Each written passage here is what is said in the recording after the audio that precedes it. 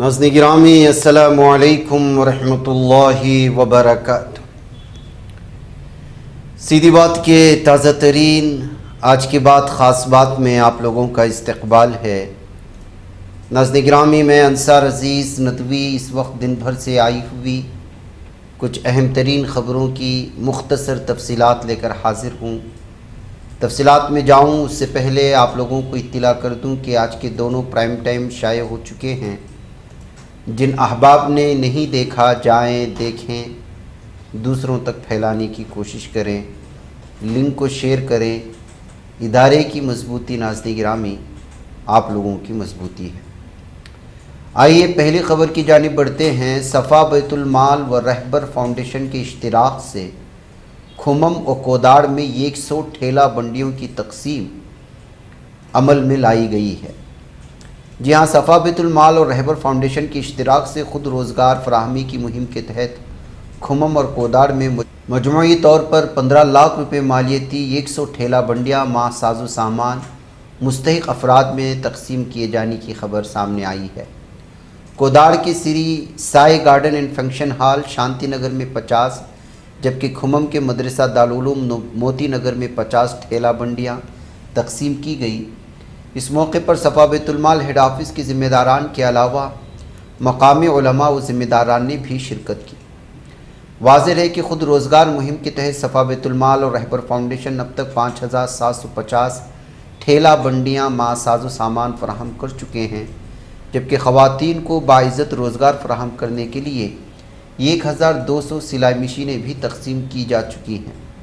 مرکزی صدر صفا بیت المال مولانا غیاث احمد رشادی نے اہل خیر سے اپیل کی کہ وہ اس کار خیر میں بھرپور تعاون کریں تاکہ مزید ضرورت مند خاندانوں کو مستقل اور باعزت ذریعہ معاش فراہم کر کے خود کفیل بنایا جا سکے۔ بہار کے بانکھا، لکی سرائے اور جموئی اضلاع میں آسمانی بجلی کی زد میں آنے کے سبب 9 افراد کی دردناک موت ہو چکی، جبکہ 9 افراد شدید طور پر جھلس گئے۔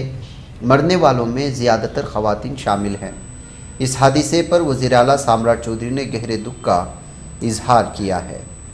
ایئر انڈیا کے پھوکیت دہلی پرواز کے دوران ٹربولنس کے واقعے کی تحقیقات جاری ہے۔ ٹربولنس کے حوالے سے aircraft accident investigation bureau کا کہنا ہے کہ حادثے سے متعلق تکنیکی، عملیاتی، طبی اور انسانی پہلوؤں سے جڑے تمام شواہد کی جانچ کی جا رہی ہے۔ اب ذرائع کے حوالے سے جانکاری سامنے آئی کہ پوسٹ فلائٹ رپورٹ میں ہی کئی طرح کی تکنیکی دشواریاں سامنے آئی تھیں۔ بتایا جا رہا ہے کہ محض 80 منٹ کے اندر 13 فالٹ خامیاں درج کیے گئے ہیں۔ ہندوستانی ہوابازی کا شعبہ اس وقت انتہائی نازک دور سے گزر رہا ہے۔ گزشتہ کئی ہفتوں میں ایک کے بعد دیگر ٹیکنیکی خامیاں، ایمرجنسی لینڈنگ عملے کے اراکین کی لاپرواہی، پروازوں میں ہو رہی تاخیر کی خبریں موصول ہو رہی ہیں، جس نے ایئر لائنز کے ٹینلز پر سنگین سوالات کھڑے کر دیے۔ خواہ پھوکے سے دہلی آ رہی ایئر انڈیا کی فلائٹ میں آئی وقت ہو یا اسپائس جیٹ کے اے سی میں خرابی ہو، گزشتہ چند دنوں میں فلائٹ سے متعلق کتنے معاملات سامنے آئے۔ خواہ پھوکے سے دہلی آ رہی ایئر انڈیا کی فلائٹ میں آئی وقت دقت ہو یا اسپائس جیٹ کے اے سی میں خرابی ہو، گزشتہ چند دنوں میں فلائٹ سے متعلق بہت سارے معاملات سامنے آئے ہیں۔ مہاراشٹر حکومت نے آٹو رکشہ اور ٹیکسی ڈرائیوروں کے لیے مراٹھی زبان کا عملی علم لازمی قرار دیتے ہوئے واضح کیا ہے کہ زبان سے ناواقف ڈرائیوروں کے خلاف کارروائی کی جائے گی اور قواعد پر عمل نہ کرنے کی صورت میں ان کے لائسنس کو منسوخ کر دیا جائے گا۔ ہندوستان میں اسپیم کالز اور پیغامات کا مسئلہ اس قدر بڑھ گیا ہے کہ ملکی سیکورٹی ایجنسیوں اور ٹیلی کام ریگولیٹری ادارے ٹرائی کی تشویش بڑھ گئی۔ حال ہی میں ٹرائی نے ایک رپورٹ جاری کی جس کے مطابق سال 2026 اور 27 کی پہلی سہ ماہی یعنی اپریل سے جون کے دوران ملک میں 24.4 ارب سے زیادہ اسپیم کالز اور پیغامات ریکارڈ کیے گئے۔ اگر اسے روزانہ کے حساب سے دیکھا جائے تو یہ تعداد تقریباً 26 کروڑ اسپیم کمیونیکیشن کے برابر بنتی ہے، یعنی فیک جعلی اعداد و شمار ہماری موبائل نیٹ ورک کی سیکورٹی پر بڑا سوال کھڑا کرتے ہیں۔ NEET U G paper leak معاملے میں راؤس ایونیو کورٹ نے مرکزی تفتیشی بیورو کی جانب سے داخل کی گئی چارج شیٹ کا نوٹس لے لیا ہے۔ خصوصی عدالت ملزمان پر الزامات طے کرنے کے معاملے پر 13 اگست سے سماعت شروع ہوگی۔ بنگلورو کے پرپنا اگرہارا مرکزی جیل میں سی سی بی نے چھاپہ ماری کی۔ اس دوران سابق رکن پارلیمنٹ پرجول ریوننا کے بیرک سے ایک اینڈرائیڈ موبائل فون ضبط کیا گیا ہے۔ یہ اطلاع پولیس کے ڈائریکٹر جنرل آلوک کمار نے بدھ کے روز دی۔ 11 اگست کو سینٹرل کرائم برانچ کی جانب سے ہائی سیکورٹی جیل میں بند ہائی پروفائل قیدیوں اور دیگر قیدیوں کے خلاف 4 سے 5 گھنٹے تک تلاشی مہم چلائی گئی، جس کے دوران فون ضبط کیا گیا۔ کمار نے بتایا کہ سی سی بی نے پرپنا اگرہارا پولیس اسٹیشن میں شکایت درج کرائی ہے اور اب FIR درج کرنے کا عمل جاری ہے۔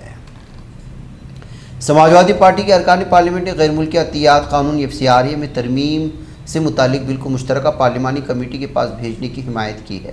رکن پارلیمنٹ ڈمپل یادو نے کہا کہ بل کو JPC کے پاس بھیجا جانا اچھی بات ہے، کیونکہ اپوزیشن پہلے اس بات پر تشویش کا ظاہر کر چکی ہے غیر سرکاری تنظیموں اور زمینی سطح پر کام کرنے والے اداروں کے کام میں کس طرح مداخلت یا ہیر پھیر کی جا سکتی ہے۔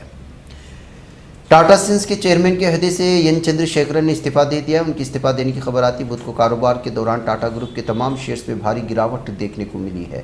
خاص طور پر ٹاٹا کنسلٹنسی سروس TCS اور تیجس نیٹ ورکس اور ٹاٹا موٹرز سب سے زیادہ گرے۔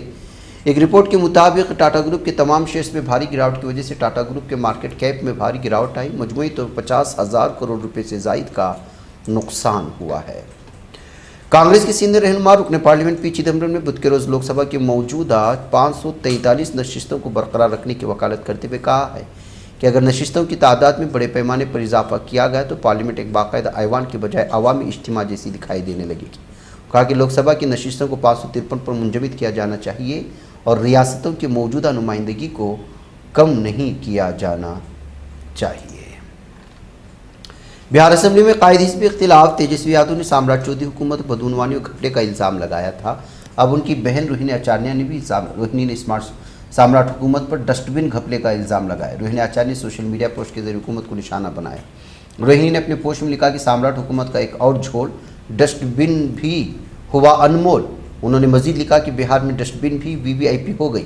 جس ڈسٹ بن کی قیمت 1,500 روپے بتائی جا رہی ہے اسے 15,000 روپے میں خریدا گیا، یعنی کوڑے دان چھوٹا لیکن بل 10 گنا بڑا بنایا گیا ہے۔ تلنگانہ حکومت نے الیکشن کمیشن آف انڈیا کی جانب سے نئے متعارف کردہ خاندان رجسٹر سرٹیفکیٹ کو انتخابی فہرستوں کی خصوصی جامع نظر ثانی کے دوران قابل قبول دستاویز نہ ماننے کے فیصلے پر قانونی رائے لینے کا فیصلہ کر لیا ہے۔ حکومت کے مشیر محمد علی شبیر نے چہارشنبے کو یہ بات کہی ہے۔ تلنگانہ کے ورنگل کی خاتون محمودہ نقلی ایجنٹ کی جھانسے میں آ کر سیاحتی ویزا پر مسقط پہنچی، جہاں انہیں 25 دن تک یرغمالی بنا کر رکھا گیا۔ ایجنٹ نے پاسپورٹ اور فون چھین کر ایک کمرے میں بند کر دیا اور 1.13 لاکھ روپے کا مطالبہ کیا۔ محمودہ کی حالت کا علم ہونے پر BRS کے کارگزار صدر KT راما راؤ نے انہیں بحفاظت وطن واپس لانے کا وعدہ۔ ان کی ہدایت پر مسقط BRS کے نمائندوں نے ہندوستانی سفارتخانے پولیس کی مدد سے محمودہ کا پتہ لگایا اور تقریباً 1 ہفتے کی کوششوں کے بعد انہیں آزاد کرایا گیا ہے۔